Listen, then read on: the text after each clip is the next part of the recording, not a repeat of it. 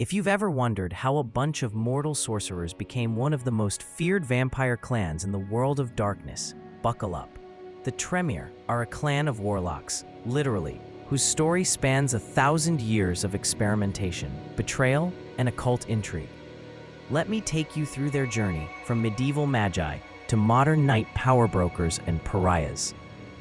Our story starts not with vampires, but with human mages. Around the year 1000, there was an order of Hermes, basically a fraternity of wizards. One of its most powerful houses was House Tremere, named after its leader, Tremere. They were intellectuals and ritualists, but they had a problem. Their immortality tricks weren't working anymore. Their magic was failing, and the potions that kept them young were losing potency. Tremere didn't want to die, so he put his lieutenant, Goratrix, in charge of finding a solution. Goratrix went out into the night and studied vampires, the creatures who never age. He came back with a ritual that promised true immortality. In 1022, Tremere and 6 of his closest advisors performed this ritual.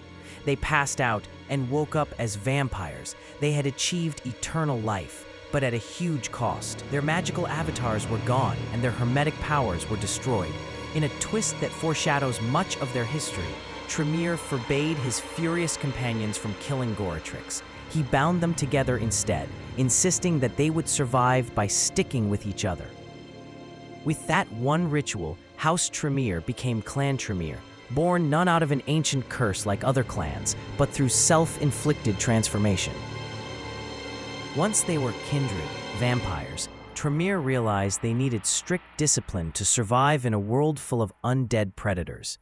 In 1037, he blood-bonded his 7 vampire companions to him. That means his blood compelled their loyalty. Disobeying him became almost impossible. Tremere declared himself Primus, the head of the clan, and created a pyramid hierarchy. Under the Primus was the Inner Council of 7, and every new vampire, apprentice, regent, pontifex, or lord would be bound to someone higher up. This pyramid structure became the Tremere's backbone and remained central to their identity. They needed that hierarchy because the next couple centuries were rough. One clan in particular, the Legitimacy, despised the Tremere for experimenting on their blood. The two clans fought in a brutal series of skirmishes called the Omen War. Tremere and his ally, Etrius, worked feverishly to adapt their old hermetic spells into a new kind of blood sorcery called thaumaturgy.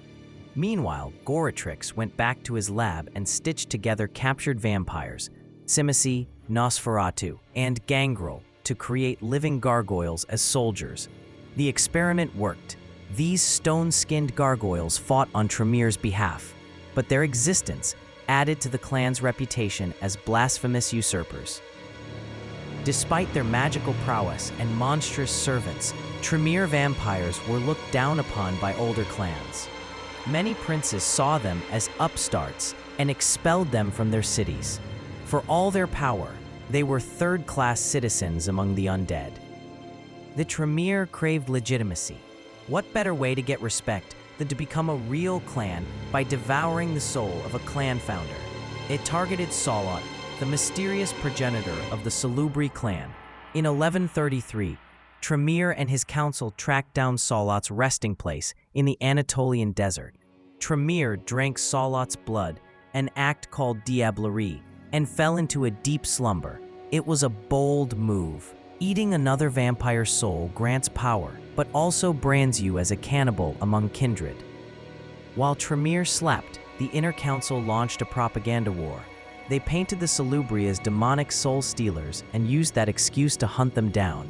The Salubri were nearly wiped out, and in the process, many princes decided to accept the Tremere as a legitimate, though lowly clan.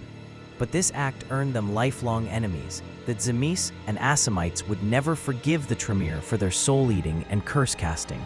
Meanwhile, the Order of Hermes learned what had happened to House Tremere and declared a wizard's march, ordering all mages to kill them.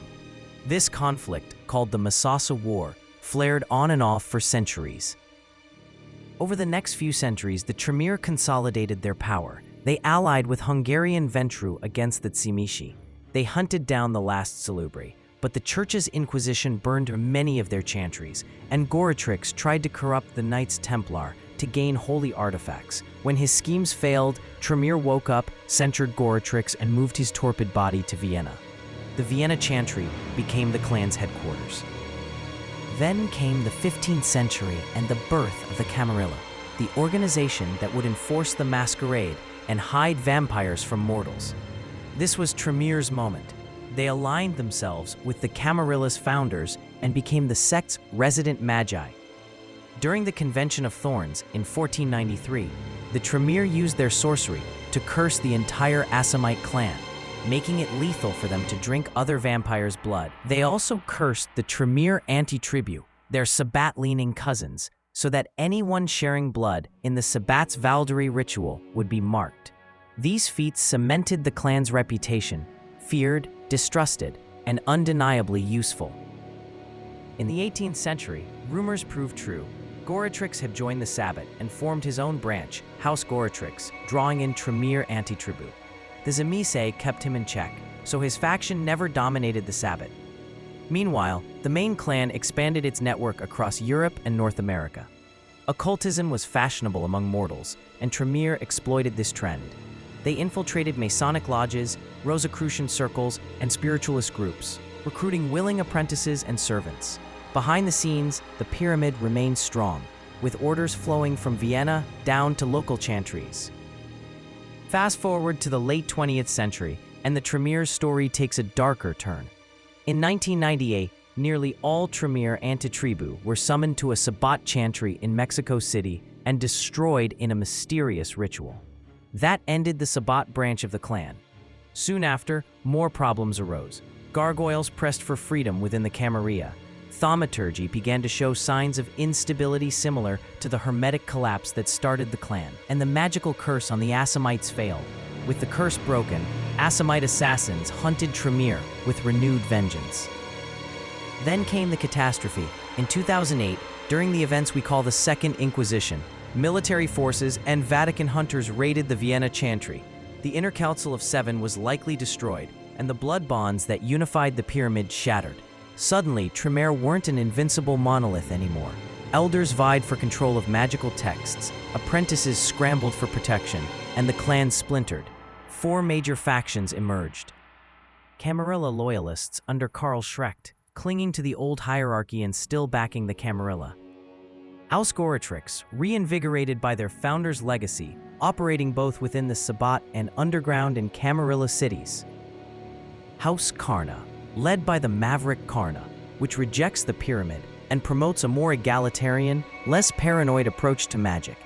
They still ally with the Camarilla, for now. House Ipsissimus, a loose group among the anarchs who prioritize personal study over any formal hierarchy. Today, Tremere are mercenaries, researchers, and survivors. Many sell their blood sorcery to anyone who can protect them. Others retreat into isolation, fearing betrayal from their own clanmates as much as from external enemies.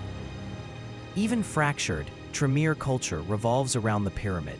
Power flows down in sevens. The Council of Seven commands pontifices, who command lords, who command regents, who oversee chantries filled with magisters and apprentices. This rigid structure gives them an air of unity and mystery. Outsiders see a single block of warlocks, even when internal politics are vicious. Their signature disciplines reflect their blend of intellect and control. Auspex grants heightened senses and psychic perception. Dominate allows them to control minds. And Thaumaturgy, reimagined as blood sorcery in V5, lets them manipulate blood itself. But their magic comes with a price. Their bane is deficient or stolen blood. Tremere Vitae is weak, requiring them to feed more often and making it hard to create strong ghouls or children. Their compulsion is perfectionism. They obsess over getting rituals and plans exactly right, an echo of their origin as meticulous hermetic sorcerers. So what does it all mean? The Tremere are the ultimate example of vampires reshaping themselves. They weren't cursed by a dark god or embraced by an ancient sire. They stole vampirism through ritual. They toppled a clan founder, weaponized blood magic to curse rivals, and built a pyramid hierarchy that kept them strong for centuries. Yet hubris and secrets come with a price. Today, they face the consequences of past sins. Assamites hunting them, magic collapsing, and human hunters burning their stronghold. Whether you play a loyalist trying to rebuild the pyramid, an outcast exploring forbidden rituals, or an anarch warlock carving a new path, the Tremere offer stories about ambition, control, and the constant tension between order and chaos. And that's the tale of the Tremere, warlocks who sought eternal life and got more than they bargained for: power, enemies, and a legacy soaked in both blood and sorcery. The pyramid may have crumbled, but the warlocks still lurk in the shadows. Share your theories on where the Tremere go from here, and join me next time as we explore more of the dark history of Vampire the Masquerade. If you enjoyed this deep dive into the Tremere, hit that like button, subscribe, and ring the bell so you don't miss the next time we peel back the secrets of the world of darkness.